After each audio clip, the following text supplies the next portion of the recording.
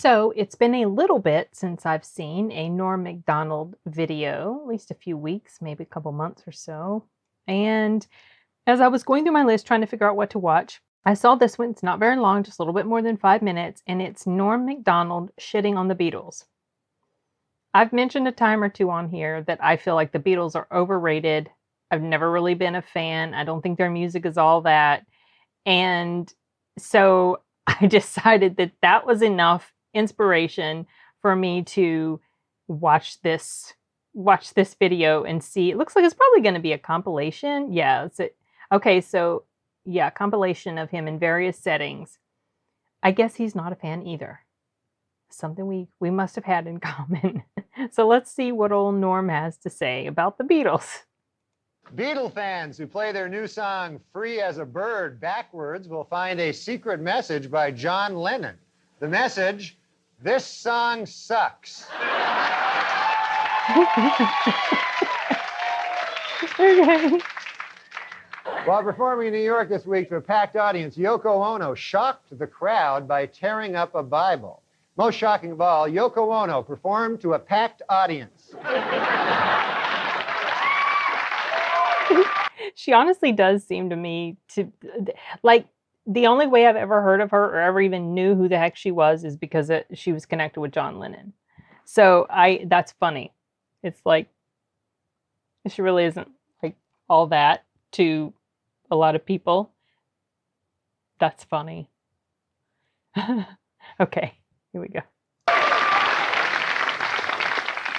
Also in entertainment, the play Hiroshima, a tribute to the victims of the first atomic bomb, with music and singing by Yoko Ono, opened in New York City this week.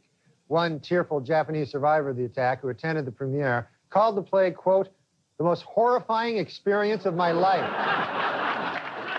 Even worse than Hiroshima? Okay. Yoko Ono. Okay. All right. So far, we're a minute into this almost. And so far, the bulk of his criticism is about Yoko Ono, not the Beatles. So I wonder if the title of this was a little clickbaity, because I'm getting the feeling here. All right, let's see. Ono donated some John Lennon memorabilia to the Rock and Roll Hall of Fame this week. The items include his Sgt. Pepper uniform, an electric guitar he used at Shea Stadium, and the original handwritten lyrics to several songs that she ruined. Okay. He's definitely not a fan. Hey. Oh, yeah. Oh, you got more. Hey, Yoko Ono is not mad about you this week. Mad about you? Okay, that I remember. Yeah, that's pretty cool. She'll be playing a conniving bitch who broke up the Beatles. All right, hey. Wow. Is she that beloved? Yeah. Earlier today, the biggest auction ever of Beatles memorabilia took place in Tokyo. Among the one-of-a-kind items on the block were Paul McCartney's birth certificate, a white Mercedes-Benz owned by John Lennon, and rarest of all, a photo of George Harrison not looking haggard. Have you ever seen one when you think about it? I've never seen a picture of George Harrison not haggard. He's somewhere, but he's be-haggard. He's like beleaguered and haggard. Like he's haggard with a beleaguered haggard. Yeah. Can't help it. How about the fact that George Harrison, hold on, we got to get back to this. Yeah. How about the fact that he just got done beating cancer and a mad person broke into his estate and stabbed him repeatedly? I forgot about that. Oh, Jesus. yeah, I did too. That's crazy. I remember now something crazy happened to him. I think he passed already, though, didn't he? I thought he did. Yeah, haggard. He's just got that type of face. He cannot help it. I mean, his hair looks perfect. So when I think of a haggard, I think also people like all disheveled hair and their clothes are all messed up and everything. He looks perfectly fine here. His hair's in nice shape. His clothes are fine. He just has this very skinny, lean face and, you know, maybe showed his age a little quicker than some of the others. I don't know. Okay.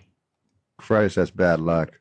Did anyone think that maybe hanging with the Dalai Lama isn't what it's cracked up to be, like in terms of karma? In other music news, Paul McCartney will take part in his first live online chat, May the 17th.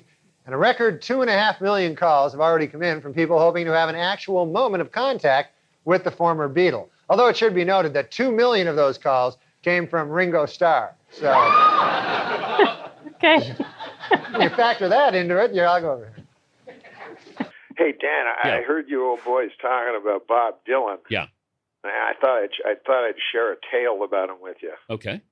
I went to see him at here in Los Angeles with because Merle Haggard was opening for him, Okay. and I'm just an old chunk of coal, and I like Merle, so I was there for Merle, but I stayed for Bob Dylan, and he was kind of it was like you were saying, you couldn't understand what songs he was singing, and but anyways, halfway through the concert, all of a sudden, because he doesn't talk to the audience or something, all of a sudden he started talking to the audience. And he said, Ringo, Ringo, Ringo, Ringo, Ringo, about 45 times. Oh. So everyone was sort of in shock.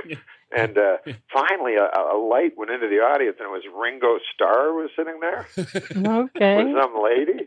And then he's all uncomfortable. He's like, Ringo. So he said it about 12 more times. Did you meet him? Bob Dylan? Yeah. Yeah, I met him. What happened was, I was going to finish my Ringo story. Oh, I'm sorry, Norm. I'm sorry. Okay. Ringo. Finish the Ringo. So anyways, he said, Ringo, like a whole bunch of times. And then he said, any songs you want to hear, Ringo? And then Ringo Starr said, I don't know. Do you know any Bob Dylan songs? Do I? For this story? Yeah. Yeah, so name one. Tangled Up in Blue. Yeah, so he said, Ringo goes, well, how about Tangled Up in Blue? He goes, I already did that one. He just didn't understand that he was doing Tangled Up in Blue. No one understood anything. A lot of people would love to meet Paul McCartney and go, hey, what about the... Well, that wasn't really, that particular story wasn't really him shitting on the Beatles.